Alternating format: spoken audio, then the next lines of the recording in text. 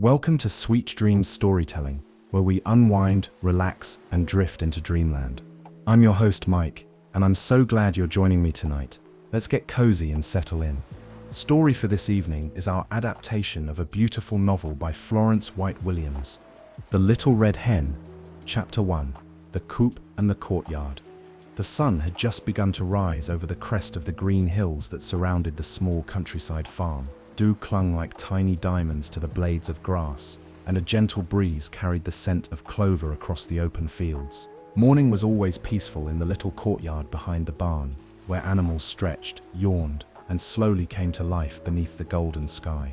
Inside a tidy little coop, nestled near the vegetable garden, lived a hard-working creature named Little Red Hen. She was no bigger than a watering can.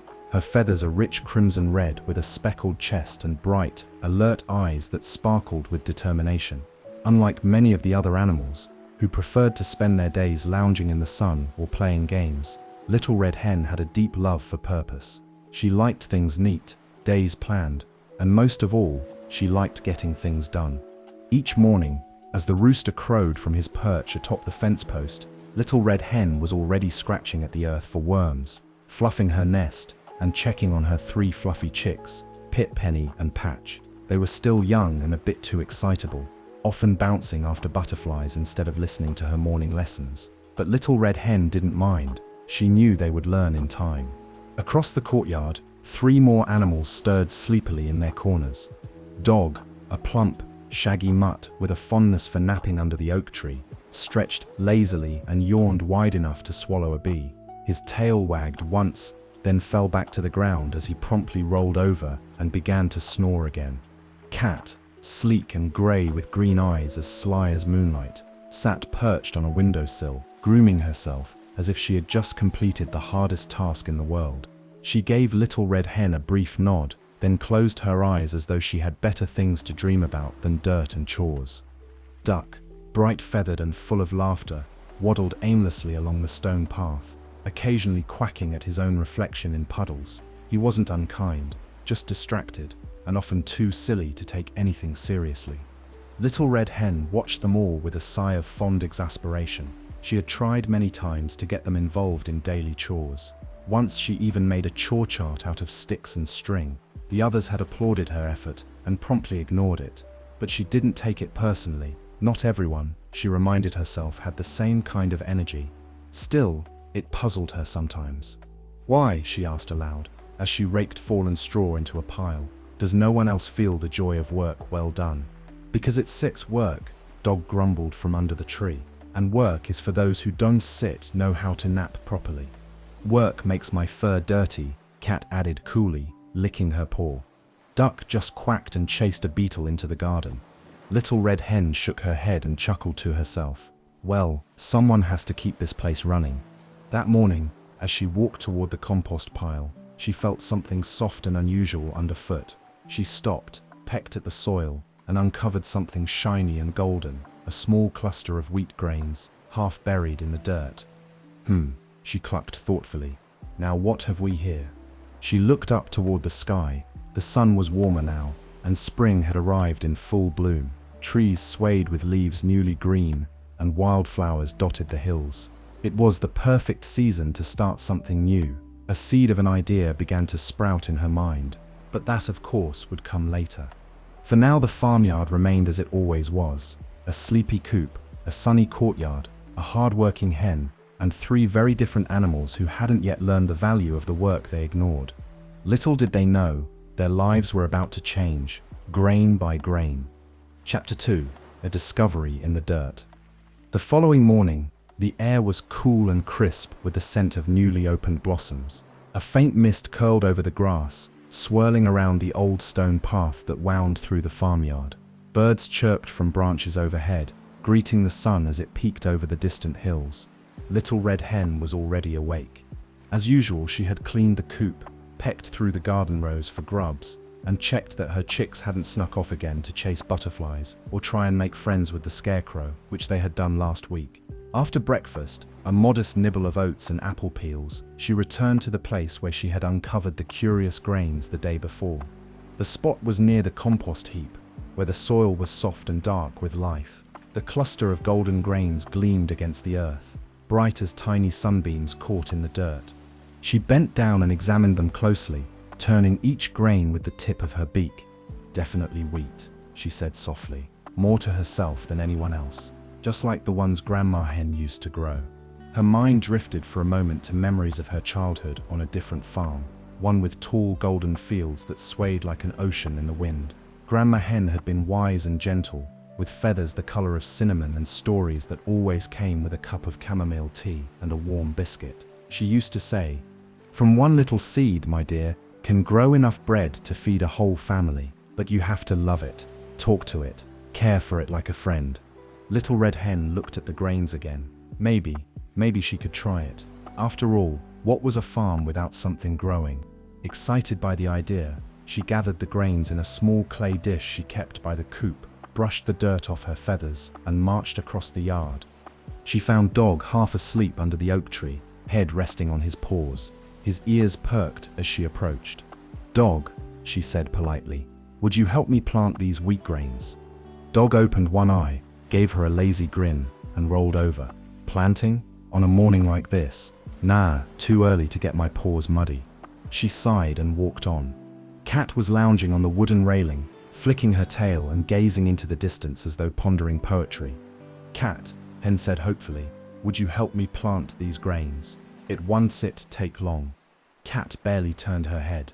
"Darling, I sep just bathed. I couldn't possibly get soil under my claws. Do let me know when you sep baking something though." In blinked, unimpressed, and moved on. Duck was near the pond, trying to balance a feather on his beak. When Hen reached him, the feather fell, and he clapped his wings excitedly. "Duck," she said, "would you help me plant some wheat?" Duck tilted his head. "Is wheat like corn?" "Sort of." "Is it crunchy?" "It will be when it sits bread." Duck thought for a moment. "Sounds hard. I think I still pass, but I still'll cheer for you if you like." And with that, he blew her a cheerful quack and waddled off to chase the reflection of a cloud. Hen sighed deeply, but she wasn't disappointed. Not really, she had expected as much. "Well then," she said with a determined nod, "I will plant it myself." She returned to the soft patch of soil and spent the rest of the morning preparing the ground. She raked it with a stick, made shallow holes with her claws, and gently dropped each grain into the earth. As she covered them, she whispered to them just like Grandma Hen had taught her. "You are going to grow big and strong," she said, "and one day we sit and make something wonderful together." By midday, the grains were tucked into the soil, watered and marked with 3 smooth stones, so the chicks wouldn't trample them by accident. Standing there, feathers dusted with dirt and heart full of hope, Little Red Hen looked out over the small patch of freshly planted earth and smiled. To most, it was just a bit of dirt, but to her, it was a beginning. Chapter 3: The First Ask. The sun had barely risen when Little Red Hen woke to the sound of rustling feathers and the soft chirps of her chicks stirring in their straw nest. She stretched her wings, preened a few stubborn feathers, and stepped outside into the warm golden light of morning. Her beady eyes swept across the courtyard. Dew still clung to the grass, and the faintest mist hung over the distant hills like a silk shawl. But her focus wasn't on the view. It was on the soft mound of dirt near the compost pile, where she had planted the wheat grains just the day before. She trotted over to check on them. The earth was still moist from yesterday's watering. The pebbles she had placed to mark the patch were undisturbed. No signs of critters. All good.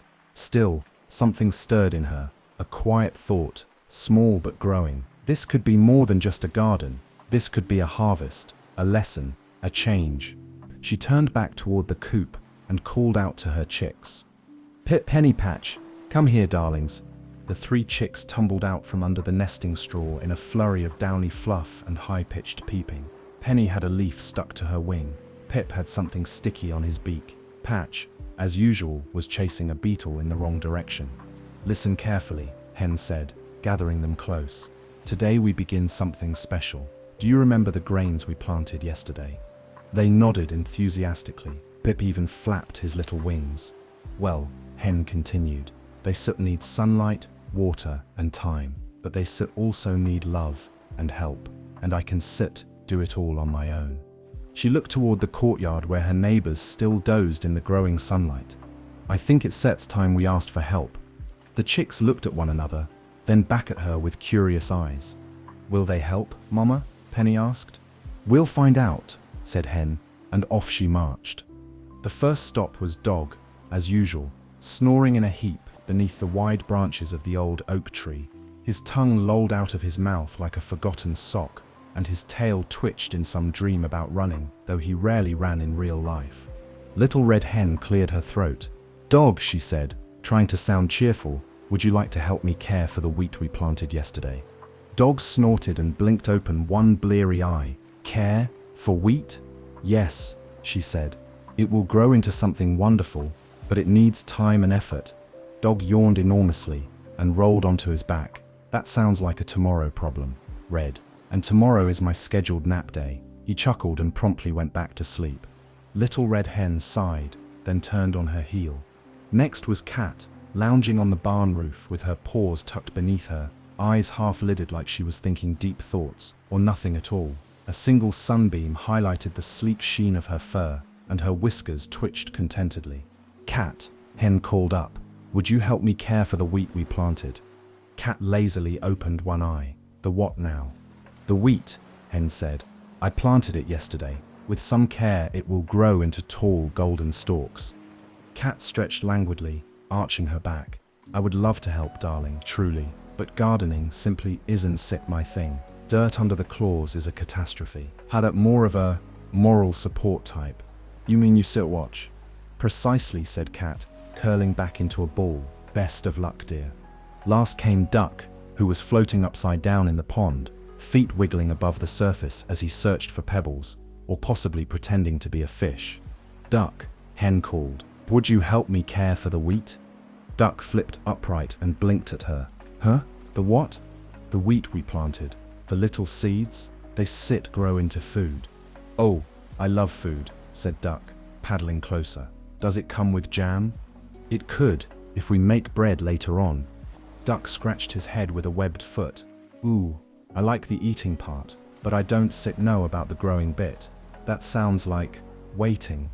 It is waiting, Hen said patiently, and watering and checking the soil. Soil tastes terrible, Duck declared, and with a dramatic splash, he dove back underwater.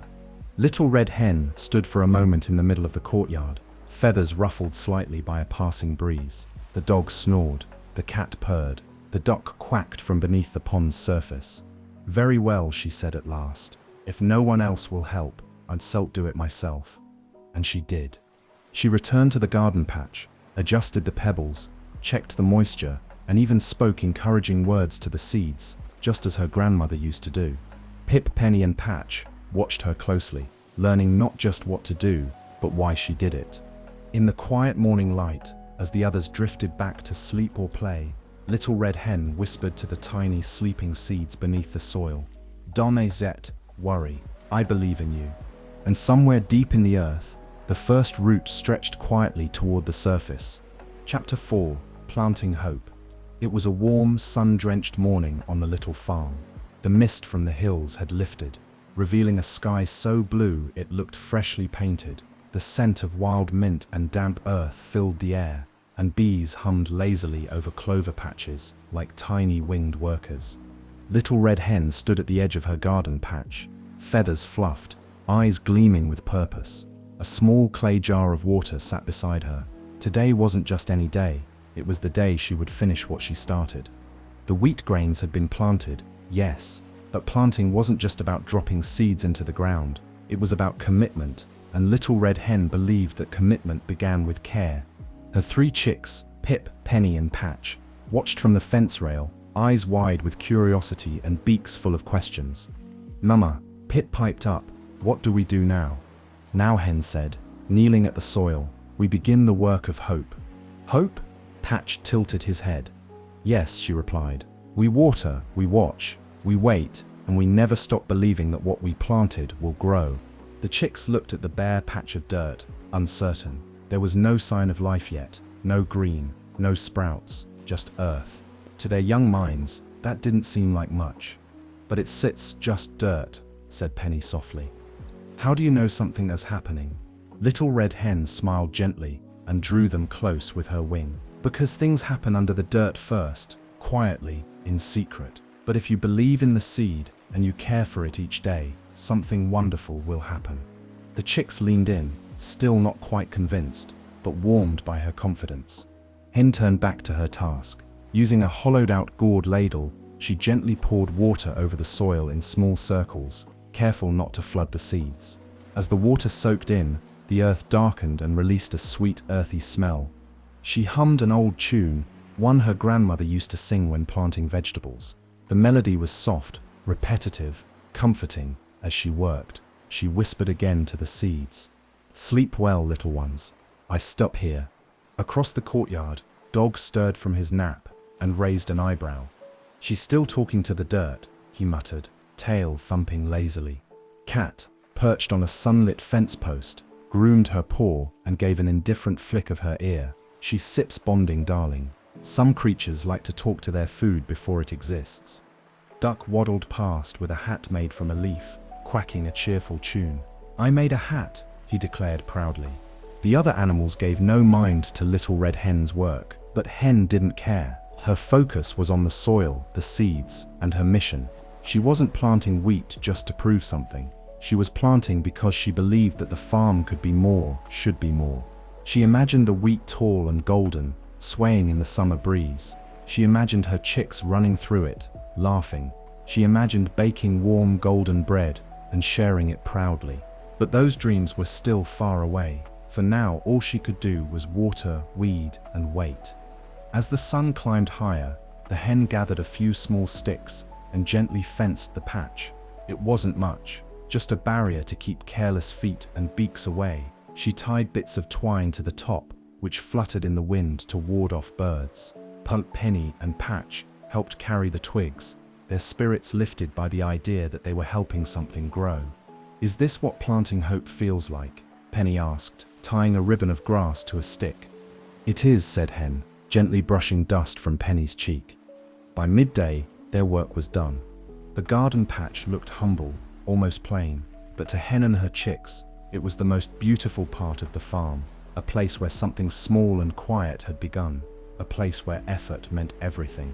That evening, as the sky turned the color of peach jam and shadows stretched long across the yard, Hen sat beside the patch with her chicks nestled beneath her wings.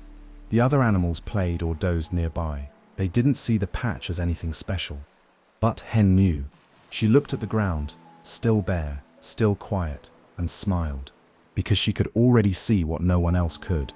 A future rising from the soil. A lesson growing in silence. And the warm, slow miracle of something made not from luck or chance, but from love and labor. Chapter 5. Rain and Patience.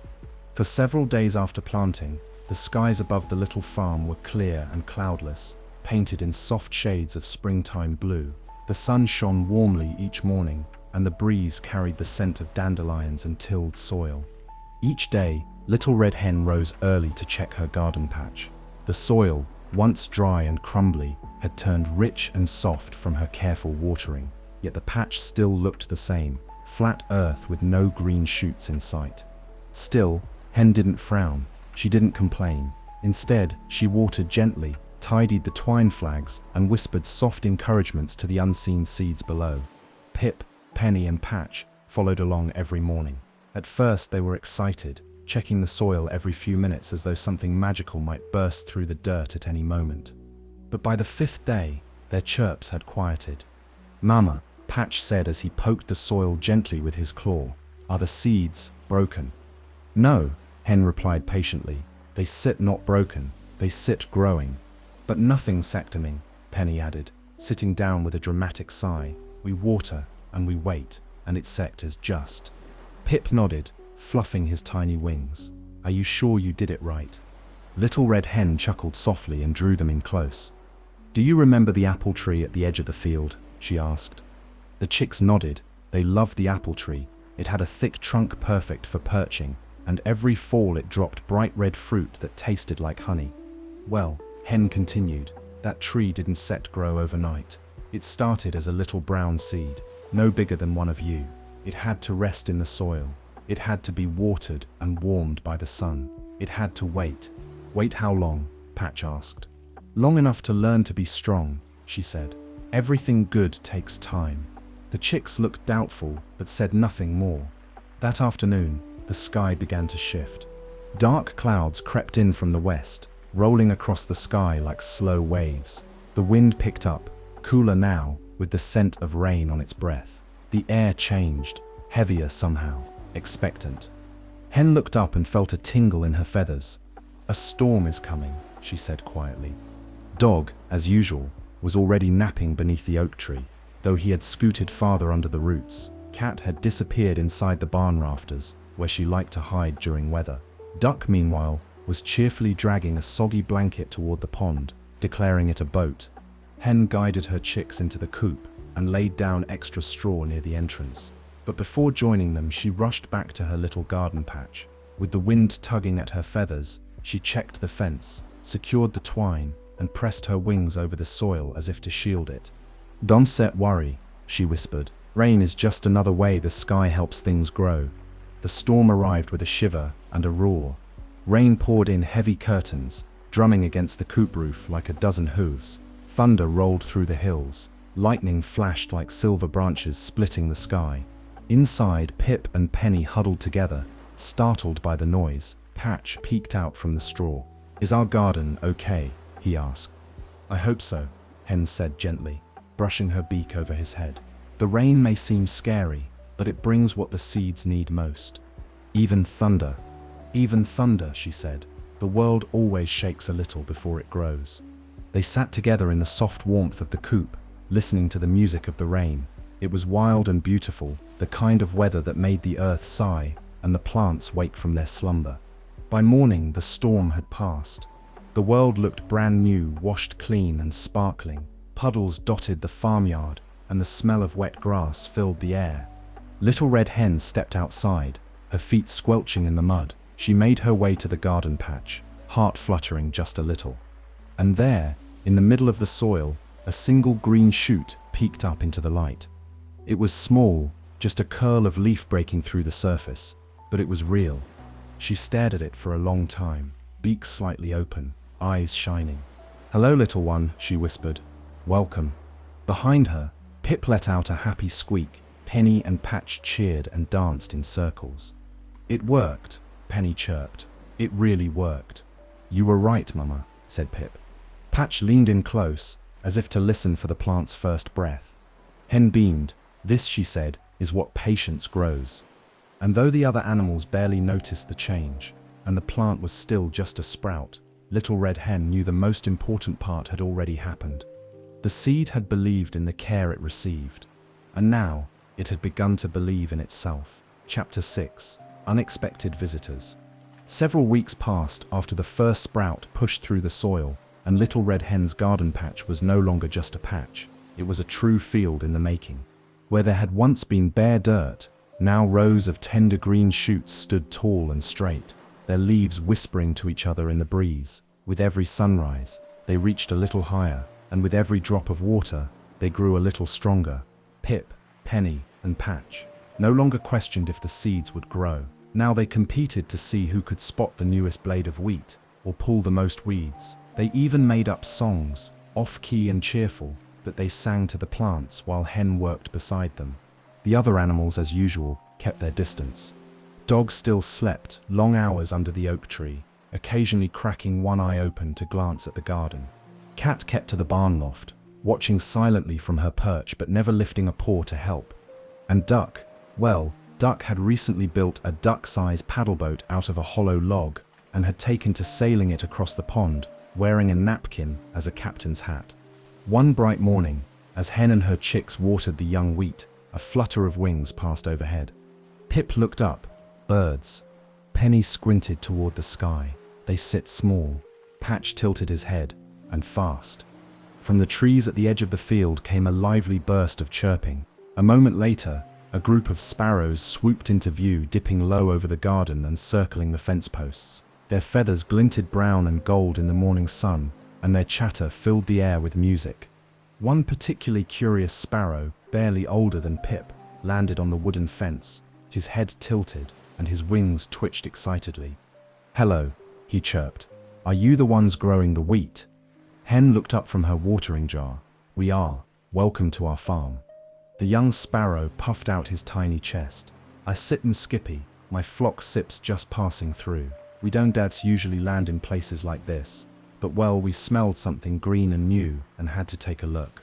More sparrows began to land, filling the fence and fluttering around the wheat. The chicks stared in awe. "There's so many of them," Penny whispered. Little Red Hen gave a gentle nod. "Sparrows travel far. They know many lands and many fields." "Not like this one," said Skippy. He hopped closer. "Most farms don't let things grow wild anymore. Machines come, sprays, fences, people yelling. But this is slow and real. Like my grandma used to tell stories about."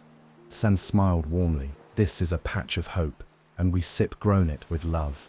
Skippy looked impressed. "That sip's the best kind." He turned to Pip. "What sip's your name?" "I selt Pip, and this is Penny and Patch." Skippy fluttered his wings. "Wanna see something cool?" He launched into the air and looped around the garden. Pipe and Patch immediately tried to follow, flapping their tiny wings, unsuccessfully of course, and chasing him with loud giggles. Penny trotted after them, shouting instructions as if she were in charge of an invisible air traffic tower.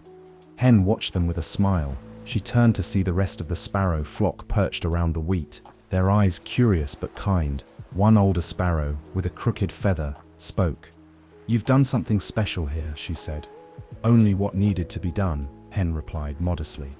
The old sparrow nodded. "That sip's the most special kind of work."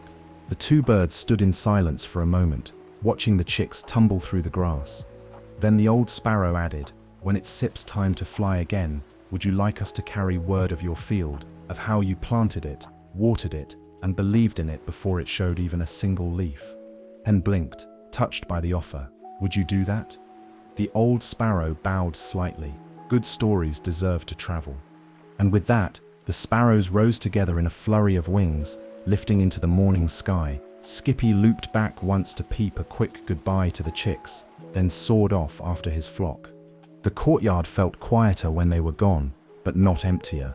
Hen turned to her wheat. The stalks swayed gently, as if they too had enjoyed the company. Later that evening, as the sun dipped behind the hills and painted the field in golden light, Pip asked, "Mama, will our wheat fly someday too?" Hen chuckled. "Not in the sky, my sweet, but maybe when we share what we sieve grown, our story will." And as stars began to twinkle above the farm, Little Red Hen stood beside her field of growing hope, feeling for the first time that her work, though quiet, was not unseen. It was reaching beyond the coop, beyond the courtyard. It had begun to matter. Chapter 7. The sprout becomes a stalk. Summer had arrived. The sky was broader, the sun warmer, and the shadows stretched long and lazy across the fields. Everything on the farm seemed to be breathing more slowly, soaking up the heat and humming with life. Little Red Hen stood proudly at the edge of her once small garden, which had now grown into something wonderful. The wheat was no longer a shy collection of green shoots. It had transformed. Tall, strong stalks reached toward the sky, swaying in the breeze like dancers in golden skirts. The field shimmered in the sunlight, and if you listened carefully, you could hear the whisper of growth in every rustle. Each morning, Hen walked the rows, inspecting the wheat with practiced eyes and gentle claws. She touched each stalk as if it were a living part of her family, and in many ways it was. "Mama, they're taller than me now," Pipe exclaimed, trying to jump high enough to peek over the tips. "They're taller than me," Penny added, flattening her wings against one stalk and pouting at its height. "They said not taller than dog," said Patch thoughtfully, "but they might be taller than duck." Helm smiled. "They stir growing just the way they should, and soon they still be ready for harvesting." "What sips harvesting?" Penny asked. Hen led them to the edge of the wheat and sat in the soft grass. "Harvesting is when we gather the wheat once its sap's ripe. We cut it, dry it, and take the seeds from the heads of the stalks. Then we can grind it into flour and make bread." "Ooh," all three chicks said in unison. "But before that," Hen said, rising, "we still have work to do. Wheat that grows strong must be cared for, watered when the sun is hot, protected from weeds, and watched every day." She clapped her wings twice. Let 6 get to it. The morning passed in a flurry of feathers and dirt. The chicks pulled weeds from between the stalks, carried pebbles away from the roots, and collected stray leaves that might block the sun. Little Red Hen taught them how to spot signs of trouble: a browning stalk, a wilting leaf, a pest nibble on the base. "This one's leaning too far," Patch said, pointing to a stalk bent low to the ground. Hen knelt beside him. "Let 6 tie it gently to a stick so it can stand tall again." "What's this white stuff?" asked Pip, pointing to a leaf. Hen narrowed her eyes. "Powdery mildew. Good catch. We silt prune it and spray some vinegar water." Even Penny, who didn't like getting her claws dirty, helped fluff the soil around the roots with a twig. They worked as a team, moving through the wheat as the sun rose higher. Across the courtyard, the other animals watched from the shade. Dog squinted from beneath the oak tree. "You see that? She sits out there again, every day, working." Cat purred from her perch. "Must be exhausting, all that dirt and noise." Duck paddled slowly across the pond in his logboat. "Do you think she likes it?" Dog gave a lazy snort. "No one likes work that much. She must be trying to win a prize or something." Cat yawned. "She sips certainly not doing it for the applause." Duck tilted his head. "But it is kind of pretty, isn't it?" They all turned their eyes back to the garden. The wheat danced in the breeze, gold and green, glowing under the sun. Cat Sit's tail flicked once. "Pretty, yes, but not worth the effort." Duck shrugged. "Maybe." But his voice wasn't set so sure. That evening, after the work was done and the chicks were tumbling sleepily in the straw, Hen sat by the wheat patch. The field moved gently in the breeze, as if breathing with her. She spoke softly, more to herself than anyone. "When I planted you, you were just a hope," she said. "Now you set, I promise." The wheat didn't answer, but the rustle of its leaves felt like agreement. From the shadows near the fence, a pair of tiny eyes watched Skippy, the young sparrow from weeks before, perched silently on a branch. He smiled to himself and flew off into the night, already dreaming of the story he would tell the next flock he met. Chapter 8. Trouble in the Garden. The wheat field had become the pride of the little farm. Each golden stalk stood tall and steady, nodding gently under the summer sun. The breeze carried their soft rustling across the courtyard like a lullaby, and every creature, even those who hadn't helped plant a single seed, began to admire the wheat's graceful beauty. Even Cat paused to gaze at the field in the afternoon light. "It looks like spun gold," she murmured, one day from her perch on the fence, "like something you find in a fairy tale." Duck, passing by with a cracked pair of walnut shells on his feet, duck skates he called them, nodded in agreement. "I want to roll in it." Dog wagged his tail lazily. "I want to eat something that came out of it." But though the others admired the wheat, only Little Red Hen and her chicks truly cared for it. Every day they continued to water, weed, and protect it from pests. Hen had begun keeping a watch list of suspicious beetles. Penny had named one Bitey and chased it off with a leaf. And then one night, something changed. It began quietly, a rustle in the shadows, a flicker of movement beyond the fence. Hen, half asleep in her straw bed, stirred but didn't rise. The wind, she thought. Just the wind. But by morning, she knew better. "Mama!" cried Pip, running into the coop. "The wheat, something sows, seconds." Hen bolted upright and rushed outside with her chicks trailing behind. Her heart sank. At the far edge of the field, several stalks were bent, broken, and stripped of their heads. Wheat kernels lay scattered across the soil like spilled treasure. Hen rushed forward and knelt beside the damage. She picked up a half-chewed stalk and examined the tiny teeth marks. "Not wind," she whispered. "Not birds either. This was something larger." Penny gasped. Was it a monster? Patch looked around, eyes wide. "Are they still here?" Hen stood slowly, her face stern. "No monsters," she said firmly, "but something or someone was hungry and careless." That afternoon she followed the tracks, tiny paw prints in the mud leading away from the wheat and into the thicket behind the barn. She crouched beside the prints. "Raccoon," she muttered. "A greedy one." Later that day she called a meeting in the courtyard. Dog yawned, Cat licked her paw. Duck waddled in late wearing a bucket on his head. "I need your attention," Hen said seriously. Something is damaging the wheat. A raccoon, most likely. A raccoon, Dog blinked. Did you say raccoon? With the hands. Terrible creatures, Cat muttered. Always sneaking, always knocking things over. Duck gasped dramatically. Do they eat ducks? No, Hen said calmly. But they do eat crops, and they waste as much as they take. So what do we do? Asked Penny, stepping forward. A hen glanced at her chicks, then at the others. I'm going to build some defenses, she said. A simple fence, maybe some string traps, but I could use help. Dog scratched his ear. Help? I don't know, my shoulder sip's been acting up. Cat stretched. I might get tangled in the string. Duck tilted his head. If I distract the raccoon by dancing, will that count? Hen sighed but didn't express. Very well, I still do it myself. That evening, with the sun setting behind her, and the chicks helping by flashlight beetle glow, Little Red Hen began her work. She gathered old sticks and wove them into a low fence around the wheat. She hung bells made from old tin lids on threads around the perimeter to rattle if something brushed against them. She even made small piles of spicy pepper flakes, something Grandma Hen had once used to discourage greedy noses. The chicks helped as best they could. Patch carried sticks, Pap tested the bells, Penny chased off a curious beetle that was not bitey. When they were finished, they stood back and admired their work. The field, ringed with handmade defenses, looked both beautiful and brave. That night, the wind returned, but this time, it carried a sound, a sharp rattle of tin, a thump in the grass, and then silence. Hen stepped outside, heart racing, and peeked through the wheat. There, caught in one of the twine traps, was a very confused raccoon, his paw tangled, his eyes wide. He struggled for a moment, then bolted, yipping in frustration as he fled into the night. Hen returned to the coop and sat quietly for a long time. She knew this wouldn't be the last visitor, but now the wheat was protected. And more importantly, her chicks had seen what care and cleverness could do when faced with trouble.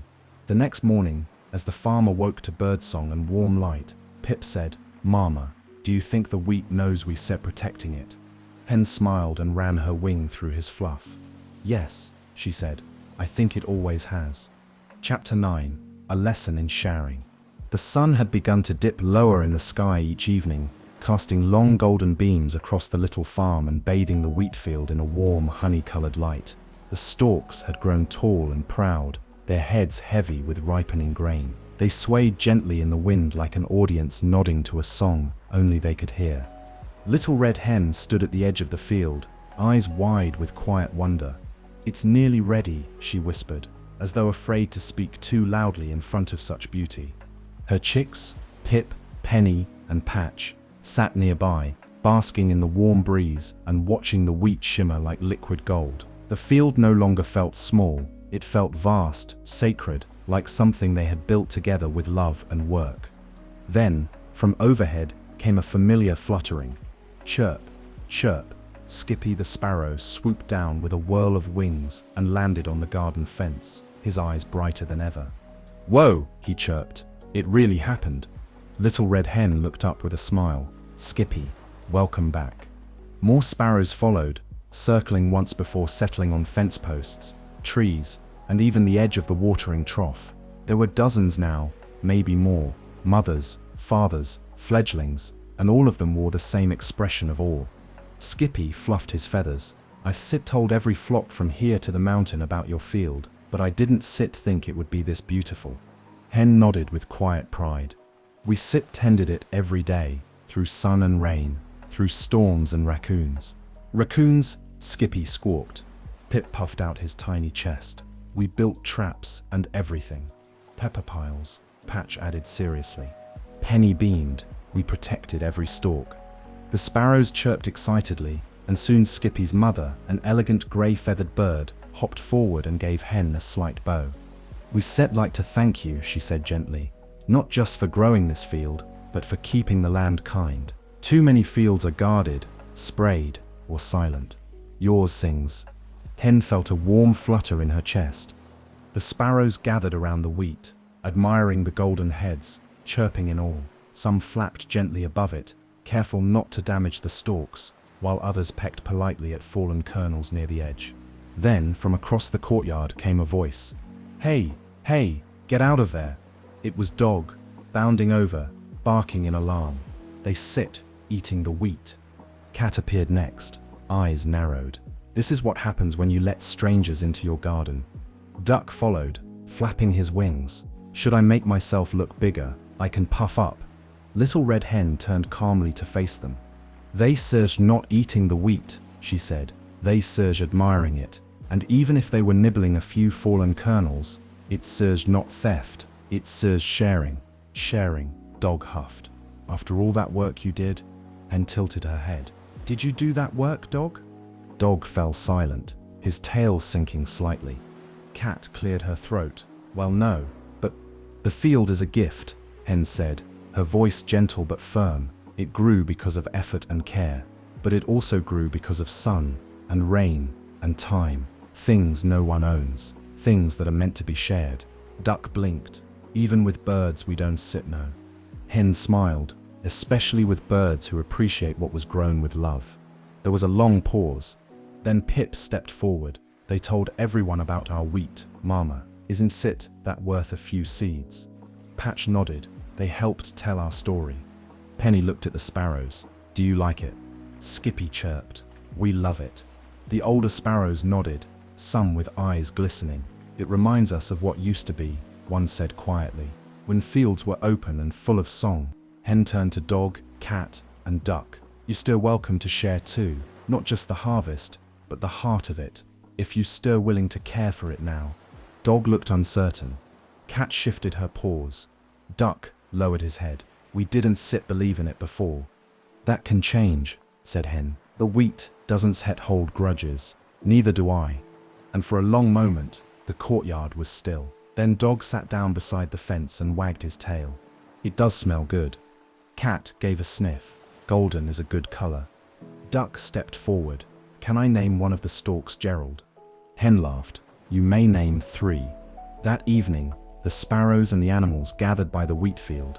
The chicks told stories of raccoons and pepper piles, of measuring stalks and chasing clouds. The sparrows sang songs passed down by their ancestors, songs of wide fields and freedom. And under the rising moon, something changed. The field was no longer just a project. It was a gift, a lesson in work, and now in welcoming. Chapter 10, The Golden Field. It came quietly, like all the most important things do. One morning, the light hit the wheat just right, and suddenly, Little Red Hen saw it. It had turned gold. Not yellow, not green. Gold, deep and rich like honey under sunlight. The wheat stood proudly in tall rows, its heads heavy with ripe grain. The breeze that rustled through the field now carried the dry, whispery sound of mature stalks brushing one another, a sound that meant one thing. The harvest was near. Little Red Hen stood very still, letting the moment soak in. She had imagined it for so long, since that first morning when she found the grains and knelt alone in the dirt with nothing but hope and memory to guide her. Now she stood before a field that was ready to give back. She turned to her chicks, who were tumbling in the grass nearby. Pip, Penny, Patch. They rushed to her side, feathers fluffed with excitement. "It's sex time," she said simply. "The wheat is ready." Word spread quickly across the farm. By midday, Dog, Cat, and Duck had all gathered at the edge of the golden field. Even the sparrows returned, perching along the fence posts, their heads tilted in awe. "I didn't know wheat could glow," Dog muttered.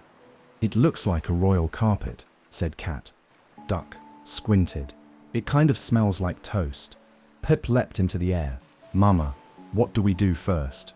Hen placed a wing on his back. "Now we begin the harvest, but we must do it carefully, with patience and respect."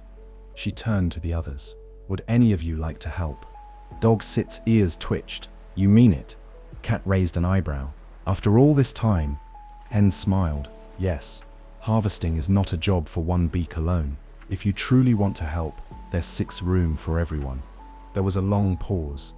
Then Dog stood tall and barked once. "Well then, tell me what to do." "I suppose I can manage not to chip a claw," Cat purred, though her tail swayed with curiosity. Duck waddled in a circle. "I brought gloves. They were actually socks." And just like that, the harvest began. Little Red Hen showed everyone how to cut the wheat stalks at the base, using sharp shells and careful claws. Dog used his teeth to gently pull stalks free. Cat used her sharp claws with surprising grace. Duck mostly ran in circles with bundles of wheat and cheered everyone on. Pipe, Penny, and Patch carried the stalks to the drying rack, a simple structure made of tied-together branches they had helped Hen build days before. They laid the wheat in careful bundles, heads upright, to dry in the sun. It was hard work. The sun beat down. The stalks were scratchy. They got tired. They got dusty. More than once, someone sneezed from all the chaff in the air. But no one complained. Not even once. Because they could feel it. This was the moment all their waiting, planting, and protecting had led to. They were not just working. They were part of something. By late afternoon, half the field had been harvested. The wheat stood in neat bundles, lined up like golden soldiers. The drying rack was full. Hen called a break, and the animals gathered under the oak tree. Dog flopped down and sighed. That was more work than I sipped done in a year. I may never groom again, Cat said dramatically, brushing straw from her fur. My feet smell like soup, Duck quacked happily, tossing his sock gloves aside. Hen brought over a small tin bowl of water mixed with lemon and mint. They passed it around, sipping slowly. Even the sparrows swooped down for a taste. Penny looked at the wheat and whispered, "It sits really real." Patch nodded. "We grew that." A Pip added, "We worked for it." Hen looked around at her little community, chicks, friends, feathers, fur, and webbed feet, and felt something even deeper than pride. She felt thankfulness. "Today," she said softly, "you all gave your time and your strength, and you didn't do it for a reward. You did it because it mattered." Dog smiled. "I wanted to be part of it." Cat shrugged, but there was softness in her eyes. "Turns out, I like seeing things grow." Duck flapped his wings. "And I love socks." Hen chuckled. "Then tomorrow we finish the harvest, and after that comes the next step." "The bread?" Perp asked, wide-eyed. "The bread," Hen confirmed. The chicks squealed with joy, but Hen gently quieted them. "One step at a time," she said. "The field has given us a gift. We must treat it with care until the very last crumb is made." And so, under a sky streaked with pink and gold, the little farm settled into rest, surrounded by bundles of promise and the quiet understanding that what they had grown was more than food. It was a shared future. Chapter 11. Grinding and Giving Up. The golden field was gone. Where once rows of proud, waving wheat had stood tall beneath the sun, there now remained only the soft stubble of harvested stalks and the footprints of those who had walked the earth in careful, hopeful circles. The wheat had been cut, gathered, and dried. Now came the next stage. Grinding. It sounded simple enough, but Little Red Hen knew better. This step was quieter than planting, less thrilling than harvesting, and far more tedious than anyone expected. It began early, just as the mist lifted from the ground. Pen stood in the middle of the courtyard, next to a large flat stone and a heavy round rock she had polished smooth over many seasons. Her chicks sat nearby, watching with wide eyes. "Today," Hen said, "we grind the wheat into flour. This flour will be what we use to make the bread." Pip clapped. "I love bread." "So do I," Hen said with a smile. "But first we must do the work." She poured a scoop of dried wheat kernels onto the flat stone, placed the round stone over it, and began to move it in slow, strong circles. The kernels cracked, then crushed, and at last turned to a coarse golden dust. "See," she said, "this is flour." The chicks leaned in, fascinated. Patch poked at the powder. "It smells good already." Hen laughed. "That sips the smell of effort." By mid-morning, the animals gathered one by one to watch, or in some cases try their hand. Dog gave it a whirl, panting after 3 turns of the stone. "Foll, this thing septs heavy." Gat used her paw to poke at the handle, then quickly declared, "Grinding is far too mechanical for my rhythm." Duck offered to help but ended up turning the stone the wrong way, scattering the flour. "Oops, sorry, I thought we were stirring soup." The work was slow, repetitive, and required more muscle than most had expected. The excitement from the harvest faded into the background, and soon the mood in the courtyard began to shift. By afternoon, sweat dotted Dog's brow. Cat had vanished to the barn. Duck was lying in the shade, fanning himself with a feather. Little Red Hen, however, continued steadily. Scoop, grind, scrape, scoop, again. Flour slowly piled in a basket beside her. Pip, Penny, and Patch took turns helping with small batches, though even they eventually grew tired. "Mama," Pip said, "how much more?" "A lot," Hen answered. Penny slumped against a basket. "Why can't we just use flour from the store?" "Because this," Hen said, "is flour we earned." Patch stared at the basket. "It looks like so little for so much work." Hen paused, breathing deeply. "And sometimes the most meaningful things come in small amounts. Bread made from this will taste better, because we still know what went into every crumb." The chicks were quiet. They wanted to believe her, but they were beginning to feel something unfamiliar: fatigue. By evening, Dog came to check the progress and gave a low whistle, still grinding red. Hen didn't stop moving. "Yes. Doesn't it get old?" "It does, but the bread won't sit, make itself." He sat down beside her, staring at the motion of the stone. "You know, I thought the hard part was over after the harvest." Hen smiled faintly. "That's what most people think, but finishing something is often harder than starting it." Across the courtyard, Cat called down from the fence. "Let me know when the bread is ready." I sipped and pacing myself creatively. Hen didn't answer. She was tired too, but she wouldn't give in. As the sun dipped below the horizon, the courtyard grew quiet. The chicks were asleep in a pile of feathers and straw. Dog had wandered back to the oak tree. Cat was cleaning her whiskers in a patch of moonlight. Duck was snoring upside down next to the water trough. Hen sat alone beside the flower basket. Her wings ached. Her back was stiff, but when she looked down and saw how much flour they'd gathered, something in her chest lifted. It wasn't much, not yet, but it was enough for hope. She touched the basket and whispered, "Almost there." That night, Hen lay awake longer than usual. She thought of Grandma Hen Sip's stories, the ones about effort, about the value of every step. She remembered her grandmother saying, "Finishing is a kind of magic too, the kind that few believe in until the very end." She smiled to herself and closed her eyes. Because she wasn't giving up. Not now, not when she was so close to sharing something made from sweat, patience, and love. And soon flour would become bread. Chapter 12. The Quiet Storm. The air felt strange that morning, too still. The sun rose slowly behind a veil of pale grey clouds, and the breeze, which usually rustled through the drying grass and tickled the tips of the wheat stubble, had vanished. Even the sparrows stayed low, perched in silence along the fence line, their feathers fluffed and eyes wary. Little Red Hen paused on her way to the flower basket and tilted her head to the sky. A farmer's instincts are never wrong. A storm was coming.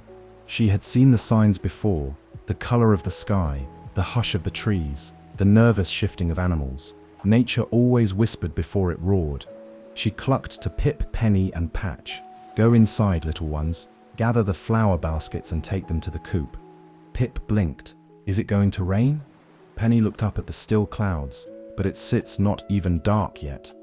"It will be," Hen said, voice calm but firm. "Soon." Patch grabbed a bundle of dried stalks. "We shall hurry, Mama."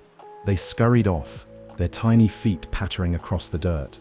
Little Red Hen turned to her neighbors. Dog was dozing beneath the oak. As usual, Cat was lounging in a sun-warmed window. Dog was trying to balance a spoon on his beak. "Storm's coming," Hen said, loud enough for all to hear. "We need to prepare." Dog blinked lazily. "You sure?"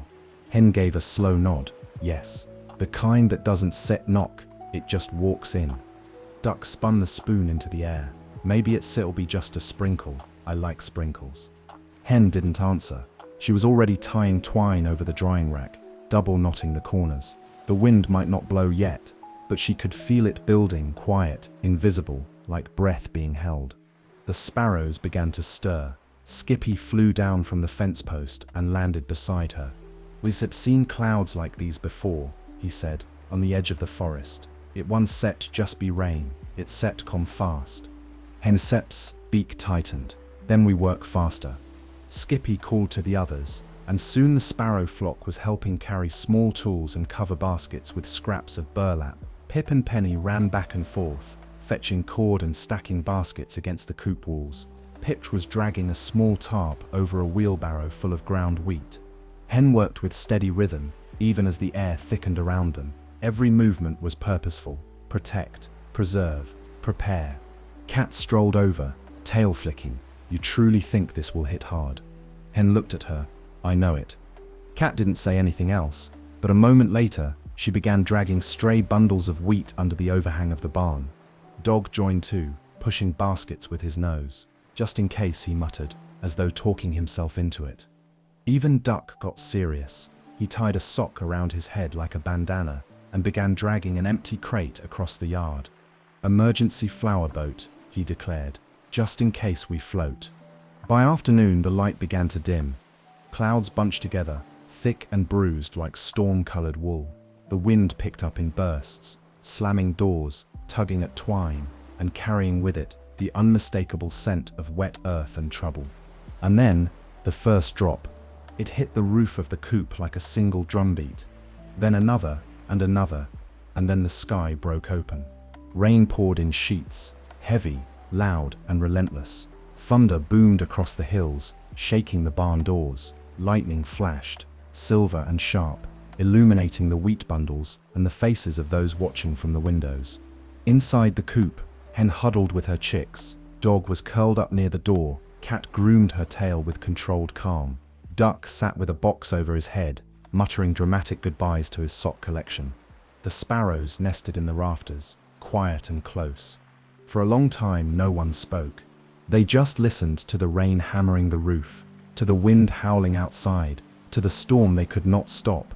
Hours passed. Finally, the thunder softened. The rain slowed. The wind fell away. And then came the silence. Not the heavy silence from before, but the soft, still quiet of a world left dripping and changed. Then stepped outside into the pale grey light. The courtyard was soaked, the garden turned to mud, the coop roof had held, though barely, one of the drying racks had blown over, but thanks to the quick work of many wings and paws, most of the flower and stalks had been saved. The others joined her one by one, blinking into the damp light. Dog looked around. Could Sip been worse? Cat flicked rain from her whiskers. Could Sip been gone? Duck peeked from under his box. Did the socks make it? Hen let out a long breath. The garden held. The harvest is safe, and all of you helped. She looked at each of them, truly looked. For the first time, they hadn't just watched. They had stood with her, not out of obligation, but because they understood now, the work, the stakes, the value of what had been grown, not just in soil but between them. That night, Hen and her chicks sat by the flower baskets. They were damp, a little soggy in spots, but not ruined. We still need to dry it all again, Penny said. Start over, Patch sighed. Then smiled. Not start over, just keep going. Pip reached into the flour and let a handful sift through his claws like sand. It still feels like enough, he said. And Hen nodded. Because it is. Chapter 13. The sun rises again. The storm had passed, and with it, something subtle had shifted across the farm. When Little Red Hen opened the coop door the next morning, the world was drenched and quiet. A cool mist clung to the grass, and puddles dotted the path between the garden and the barn. But above, at last, the clouds had cleared, and the sun was rising again. It wasn't sick dramatic. There were no trumpets in the wind, no fireworks in the sky. Just a warm golden light stretching slowly across the landscape, kissing the broken stalks and shimmering on the surface of the pond. The light filled the farm gently, like a deep breath after a long silence. Hen stepped outside and stood still, letting the sunlight warm her soaked feathers. Behind her, the chicks appeared one by one, blinking at the light. It smells like wet bread, said Patch. Everything smells like bread to you, Penny said, yawning. Pip pointed toward the drying racks. Look, the racks, though battered from the storm, were still standing. A few bundles of wheat had scattered, but most had stayed dry under the tarps, and the flower baskets. They had held, a little damp, a little lighter than before, but not ruined. Hen smiled. We still have enough. By mid-morning, the courtyard began to come back to life. Dog emerged from beneath the oak tree, stretching and sniffing at the air. Smells like sunshine and pancakes. Cat jumped down from the barn loft, carefully avoiding the muddy spots. The world seems less ruined. Duck waddled into view wearing 2 different socks on his feet and a third on his head. Is it time? Is it finally bread time? Hen chuckled, but didn't answer right away. Instead, she walked slowly to the flower baskets and ran her wing through the soft powder. The sun had already begun drying the top layer. She could feel its warmth seeping into the grain. She looked around the courtyard at the others, all of them now standing beside her, waiting. Not waiting for bread, waiting for direction, waiting to help. She drew a breath and said, "Yes, it's time to begin." The work began again, but this time it felt different. They moved together. Cat helped sift the flour, flicking her tail with pride each time she found a clump to remove. Precision, she said, is an art. Dog volunteered to carry buckets of water from the well, only spilled it once, he declared, tail wagging. Duck helped build a fire beneath the stone oven. Hen had used only once or twice before, an old clay dome her grandmother had left her. "I named it Breadzilla," he whispered, patting the oven affectionately. Hen mixed flour and water in a large bowl, stirring slowly while the chicks added pinches of salt and dry herbs. She kneaded the dough by wing, showing them how to fold, press, and shape. "Not too much flour," she said, "and not too little. It should feel like a soft cloud, with muscles." "That makes no sense," said Penny. Hen grinned. "It will when you feel it." Sure enough, it did. By afternoon, 4 round loaves sat on wooden boards, covered in cloth, rising in the gentle heat near the oven. Everyone stood around them, watching in reverent silence as the dough slowly grew and stretched, puffing upward like magic. "I didn't know bread could rise," Dog whispered. "It sets alive," said Duck, like a pastry balloon. "It sits dough," said Cat. "It sits gas." "It's miraculous," Hen said, and everyone agreed. As the sun began its descent, Hen lit the oven. The fire roared to life, crackling and hissing. The heat pulsed outward, and soon the entire courtyard was wrapped in warmth and anticipation. Hen slid the loaves inside one by one, sealing the door with care. Then came the waiting. The kind of waiting that makes your stomach growl and your feet tap. And then, the smell. It came slowly at first, like a whisper from another world, warm, toasty, rich and deep. Then it grew, blooming across the farm like a flower made of flour and flame. Dog's tail thumped the earth. Cat closed her eyes and purred. Doc burst into tears. "It's sips happening," he whispered. "The bread is becoming real." At last, just as the last light of day kissed the tips of the trees, Hen opened the oven door. And there it was. Bread. Golden brown, crusted and beautiful, soft in the middle, steaming, real. She placed each loaf gently on the table beneath the old oak tree. No one spoke. No one moved. Until Hen finally said, "Tomorrow we eat." And the sun dipped behind the hills, painting the sky the same color as the bread they had made together. Chapter 14. The Final Ask. The next morning, the entire courtyard smelled like heaven. Even before the sun was fully up, the scent of fresh-baked bread drifted on the breeze, warm, yeasty and comforting, like a hug for the nose. It slipped through windows, crept into burrows, drifted over the pond, and wrapped around the trees like a golden ribbon. And the animals woke up hungry. Dog stretched beneath the oak tree, tongue lolling, nostrils twitching. "It's today," he whispered to himself. Cat rolled from her sun patch with an elegant yawn. "I do hope there's sputter." Duck leapt out of bed so fast he left a sock behind. "I smell the destiny." Even the sparrows chirped with unusual excitement. They lined the fences again, neat as beads on a string, fluttering and peeking toward the center of the yard, where 4 perfect loaves of bread rested on a wooden table. Pip, Penny, and Patch buzzed with anticipation. "Can we have a slice for breakfast?" Tipper asked. "With jam," Penny added. "And butter and honey?" Patch piled on. Hen held up a wing, quieting them. "Soon," she said gently, "but first there's something we must do." She stood by the loaves as the morning light poured across the farm. The table, covered in a clean cloth, looked almost ceremonial. Each loaf gleamed with a soft golden crust, their rise, their color, their scent, all flawless. Dog padded over first. "It smells incredible," he said, wagging slowly. Cat joined, sleek and composed. I must admit, you sip done something truly admirable. Duck hopped in place. I'd been fasting for this moment. The sparrows chirped in agreement. Bread day, one of them sang. Bread day. Hen looked at them all. These animals she had lived beside, worked around, and recently worked with. She took a breath and spoke. Who will help me eat this bread? There was a beat of silence. Then, I will, barked Dog. Me too, purred Cat. I've been emotionally preparing, quacked Duck. The sparrows chirped in unison. We will, we will. Heneste's eyes swept across them all. She didn't speak immediately. Instead, she stepped closer to the table, gently resting one wing beside a loaf. The warmth still radiated through the crust. It smelled like memory and meaning and more. And then she said it, softly but clearly. When I found the grains, who helped me plant them? The courtyard fell quiet. The wind brushed through the wheat stubble. A sparrow fluttered its wings but said nothing. Who helped water the seeds? Who helped weed the patch? Who helped protect it from the raccoon? Who helped harvest, dry, and grind every stalk into flour? Her voice wasn't accusing. It was calm, honest, heavy with the weight of truth. Dog lowered his ears. Cat's tail stopped swaying. Duck pulled his sock from his head. Hen let the moment sit. Then she continued. In the beginning, when I asked for help, no one came. You all had reasons. You all stayed away. She turned to Pip, Penny, and Patch, but these three, they never left my side. The chicks puffed their chests, but their eyes watched the others nervously.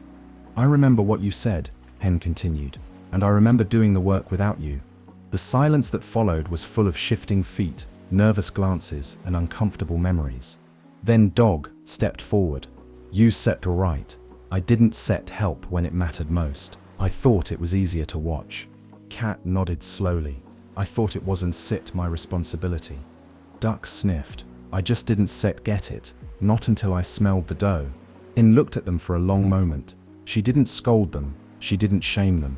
She just said, this bread is more than food. It sits earned. It sits a story written in sweat.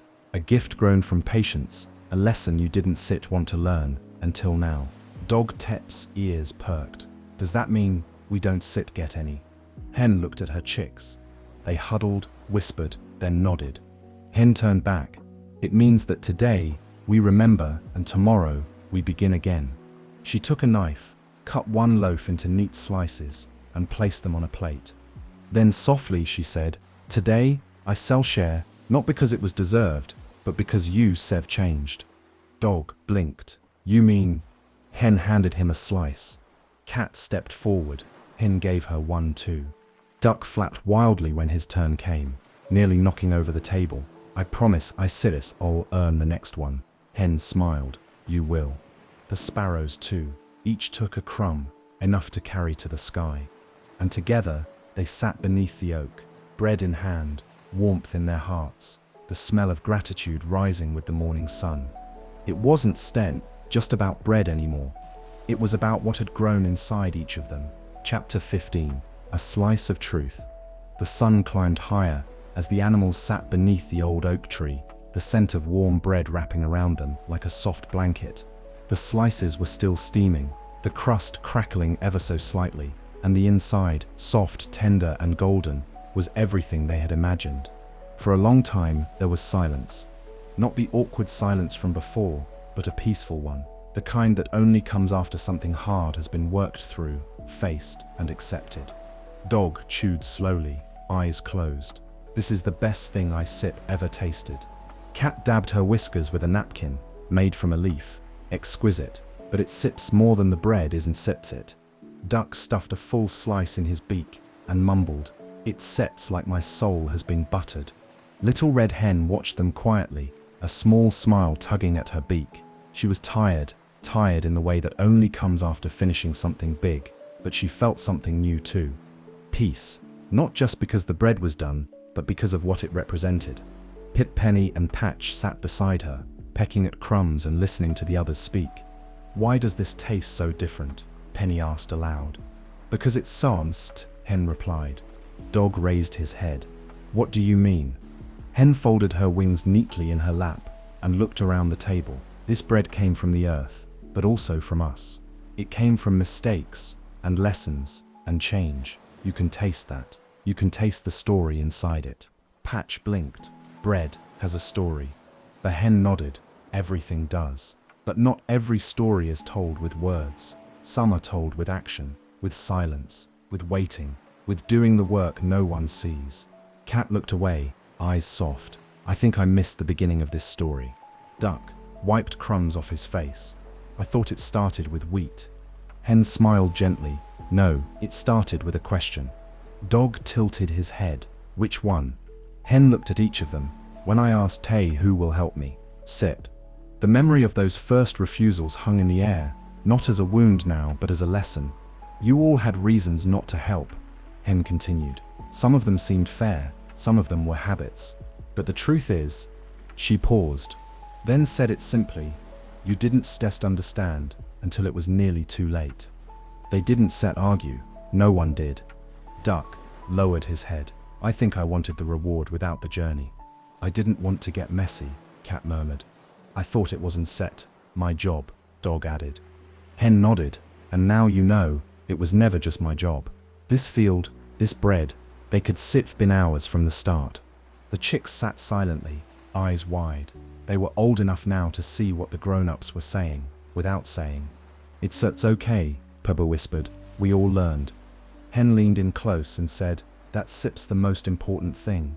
She rose from the table and walked to the edge of the field, the place where stubble from the harvest still dotted the soil. She placed a claw gently on the earth. It's six not about who helped in the end, she said. It's six about who chooses to start next time. The animals followed her gaze. The soil was still soft, still waiting, still full of potential. And suddenly, they saw the truth. The bread wasn't the end of the story, it was only the middle. The next chapter hadn't it been written yet. Dog stepped forward. Will there be another planting season? Hen looked at him. Yes. Cat padded up beside them. Then I want to be part of it. From the beginning. Duck quacked. Me too. I want to plant something, even if it's just a bean. Hen smiled, tired, but proud. Then to all of them she said, if you stir ready to work, we still begin again. And so, under the bright sky, and beside the golden crumbs of their first real harvest, they shared not just bread, but truth. A truth that tasted better than any reward. That it's never too late to begin. That real change starts with showing up, and that the richest slices in life are the ones shared with those who've learned to earn them, not perfectly, but honestly. Chapter 16, A Plan of Redemption. The morning after the bread was shared, a new kind of energy filled the farm. It wasn't the quiet hope of planting season, nor the warm glow of harvest. It was something more determined, the energy of a second chance. The courtyard still smelled faintly of toasted crust and herbs. Crumbs lingered on the table beneath the oak tree, but Little Red Hen was already moving with purpose, a small basket of fresh wheat grains tucked under her wing. The others, now more aware, followed close behind. Dog trotted up beside her. So is this where it begins again? Hen nodded. If we want more bread next season, we must plant today. Duck waddled up, wearing a bandana tied like a headband. Operation Bread 2.0! Exclamation mark. I have trained for this. Cat arrived a moment later, carrying a tiny satchel over her shoulder. Isep brought gloves, silk ones of course. Hen smiled. Then let's sens make a plan. This time we do it together. They gathered beneath the tree where the first loaves had cooled. Hen laid out her plan using sticks, leaves, and a hand-drawn sketch scratched in the dirt with her claw. There are 4 main tasks, she explained. Each one is vital. Soil prep, loosening the ground, adding compost, preparing rows. Planting, setting the seeds with the right spacing and care. Tending, watering, weeding, watching for pests. Guarding, keeping it safe from storms, animals, and time. Each animal leaned in closer, listening with real attention for the first time. Hen turned to Dog. Would you take the soil? Dog Neck's ears perked up.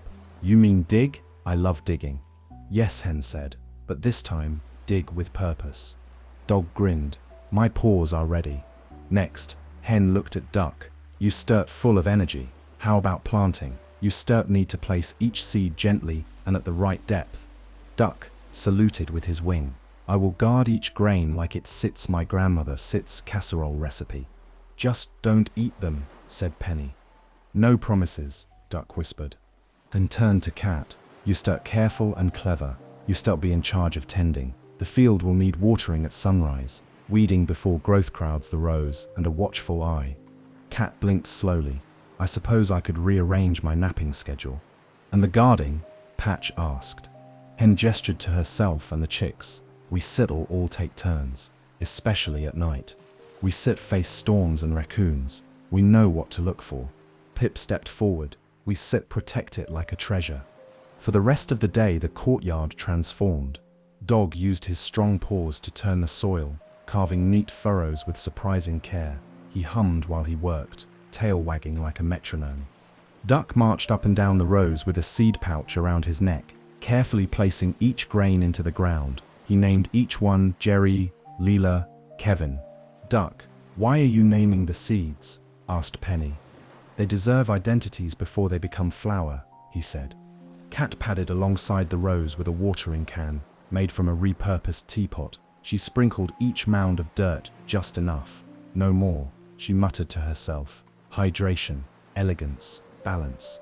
Hen supervised with quiet pride. She no longer had to pull the weight alone. She was leading a team who had once turned away and now turned toward. At the end of the day, they stood before the freshly planted garden. It looked small again, like it had at the very beginning, but this time it felt bigger because it was shared.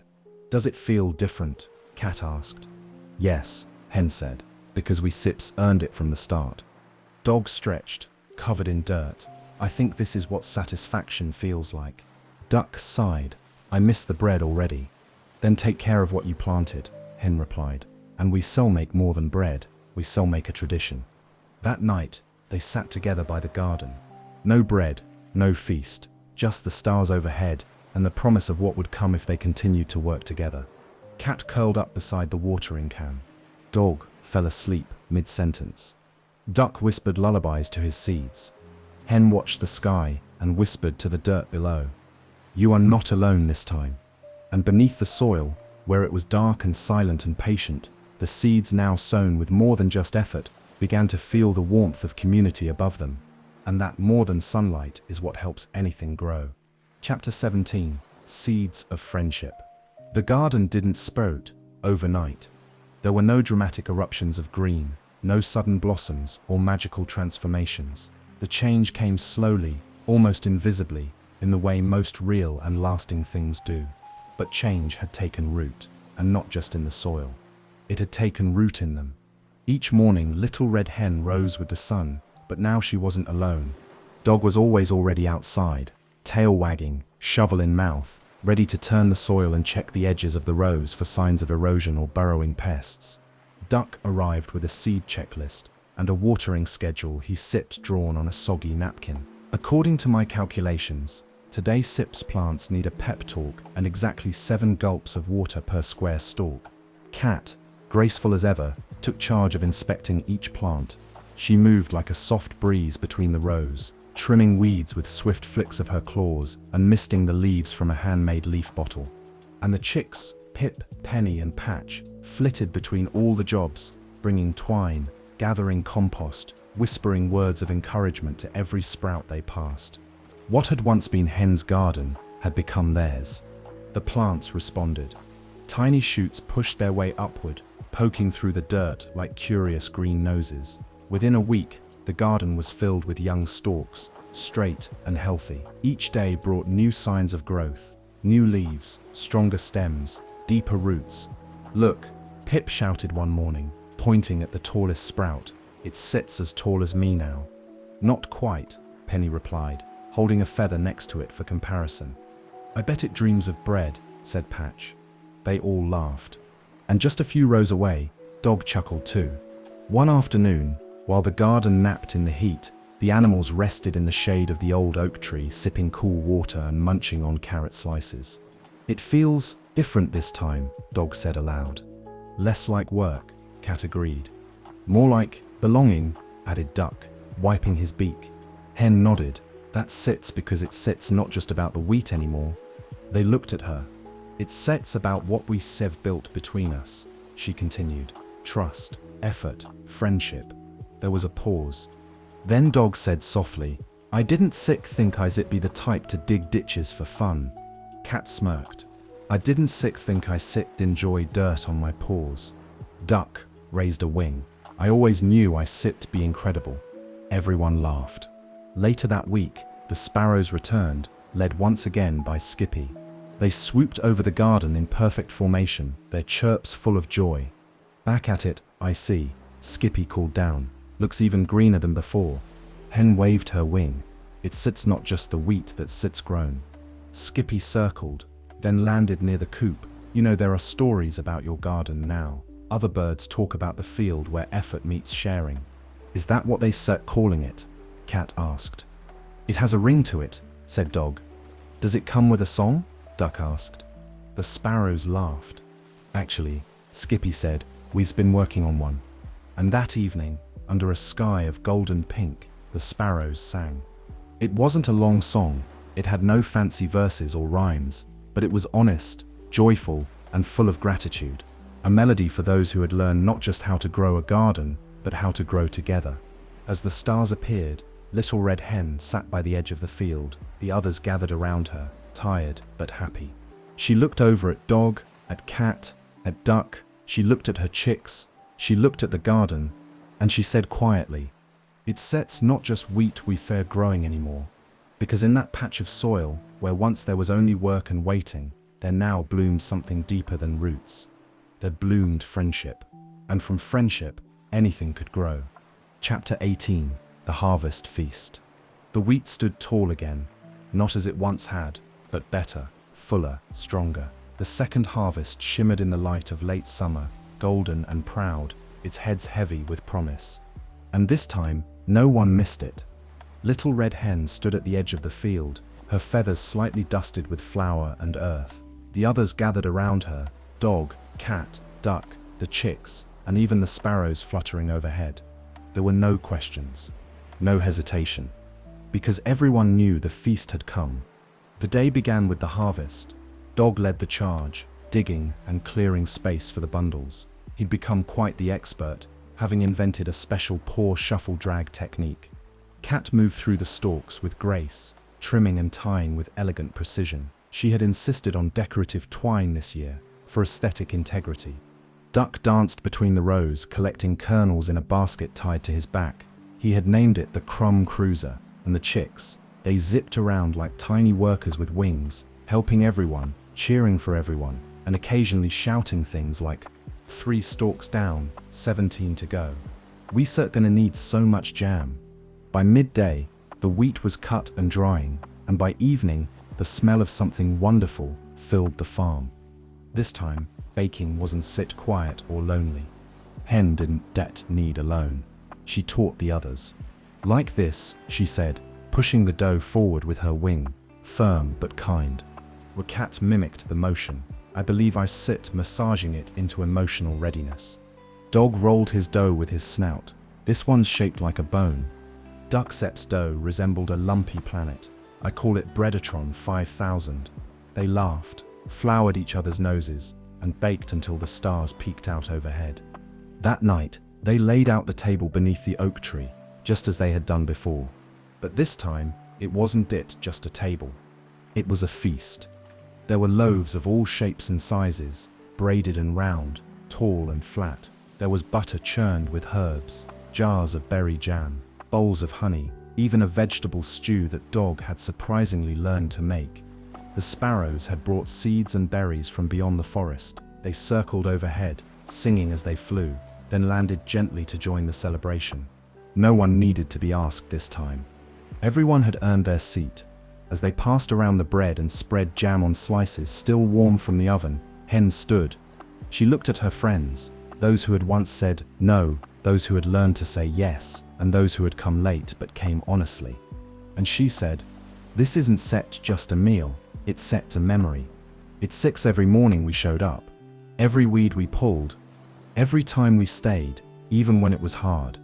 This bread is our story, and I sit proud of all of you. The table fell quiet for a moment. Then Dog stood. I used to think naps were the best part of life. Laughter. But now, I think it sits this. Cat raised her cup to effort. Duck raised his spoon to crumbs and comrades. The chicks shouted, to our garden, to our bread, to our mama, and everyone cheered. The stars twinkled as they feasted. There were no arguments, no regrets, just shared laughter, clinking cups, crumbs in feathers, and full hearts. And somewhere, deep in the earth, freshly planted seeds waited in the dark, warm, safe, and filled with the promise of another story yet to come. Because the greatest harvest is not just food, it is forgiveness. It is growth. It is friendship baked into every bite. And when shared, it becomes a feast no one forgets. The end. Thanks for spending this quiet time with me here at Sweet Dreams Storytelling. I hope you're feeling relaxed, peaceful, and ready for a restful sleep. As we say goodnight, let the calm background music guide you gently into dreamland. Before you go, don't forget to like the video and subscribe, and until next time, rest well.